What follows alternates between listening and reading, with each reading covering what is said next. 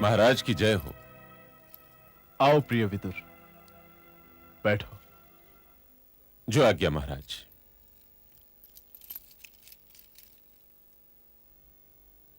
महाराज कुछ चिंतित लग रहे हैं। विदुर, दुर्योधन हठ कर रहा है कि अनुज पुत्रों को यहां आने के लिए आमंत्रित किया जाए। यह तो चिंता का कारण नहीं हो सकता महाराज। तुम अपनी वाणी को सदैव छुरी की भांति धारदार क्यों बनाए रखते हो?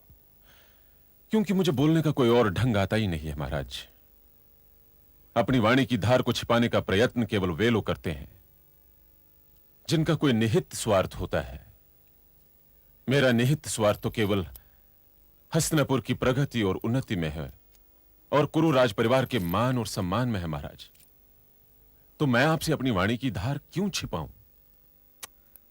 प्रश्नों के उत्तर तो सदैव तुम्हारी जीभ की नोक पर धरे रहते हैं विदुर। यदि उत्तर का ज्ञान हो महाराज तो उसे तुरंत दे देना चाहिए, क्योंकि समय से अधिक मूल्यवान वस्तु तो कोई होती ही नहीं। इसलिए तुरंत अपनी उलझन मुझे बताकर सेवा करने का अवसर प्रदान कीजिए महाराज। वैसे दुर्योधन और क्या चाहता है? वो युधिष्ठिर के साथ चौसर भी खेलना चाहता है। क्या? मैं तो इसे उचित नहीं समझता महाराज। क्यों? क्योंकि जुआ हारने वाले की बुद्धि को भ्रष्ट कर देता है महाराज। वह हारी हुई वस्तुओं को फिर से जीतने के लिए दांव पे दांव लगाता जाता है और यह नहीं सोच पाता कि खेल को कहां समाप्त किया जाना चाहिए। जीतने वाले के साथ भी यही होता है महाराज।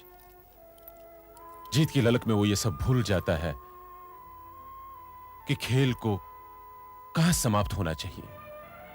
दोनों ही द्यूत की मर्यादा का उल्लंघन करते हैं महाराज, उल्लंघन करते हैं। वैसे भाइयों के बीच में तो चौसर को बिछने ही नहीं देना चाहिए। इसलिए मैं इसे उचित नहीं समझता महाराज, नहीं समझता। फिर जो आपकी आज्ञा। मैं ये चाहता हूं कि मेरे दूत बनकर तुम स्वयं इंद्रप्रस्थ जाओ और प्रिय युधिष्ठिर को यहां आने और चौसर के लिए आमंत्रित करो।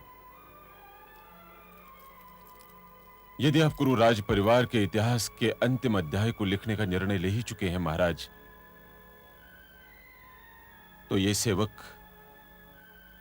आपकी आज्ञा का पालन करते हुए इंद्रप्रस्थ अवश्य जाएगा।